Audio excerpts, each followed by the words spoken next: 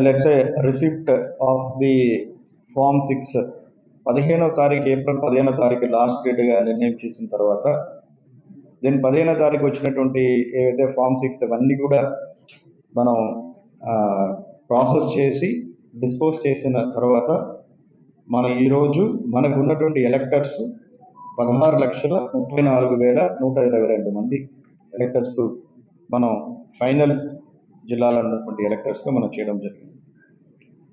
నా మీ అందరికీ తెలుసు, ఈ ఎలక్టర్స్ అందరికీ కూడా వాళ్ళకి ఫెసిలిటేట్ చేసే విధంగా ఓటర్ స్లిప్ కార్యక్రమం కూడా ఇప్పుడు మొదలు పెడుతున్నాము. బిఎల్ఓస్ అందరితో ఒక మీటింగ్ పెట్టి వాళ్ళందరికీ కూడా ఈ ఓటర్ స్లిప్స్ ఇవ్వడమని చెప్పాము.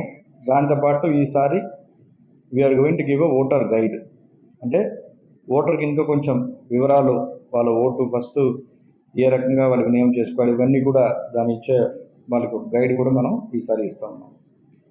తర్వాత ఈసారి మన జిల్లాలో మనం ఎవరైతే 85+ పీడబ్ల్యూడి ఎలక్టర్స్ ఉన్నారో వాళ్ళకి మనం ఒక ఆప్షన్ ఇవ్వడం జరిగింది. వాళ్ళకి హోమ్ ఓటింగ్ వాళ్ళు ఎంతమంది తీసుకోవడానికి సిద్ధంగా ఉన్నారని చెప్పేసి సో వాళ్ళందరికీ కూడా ఆప్షన్ ఇచ్చి దాని తర్వాత ఒక 621 మంది హోమ్ ఓటింగ్ ఈసారి మొట్టమొదటిసారిగా చేయబోతున్నారు.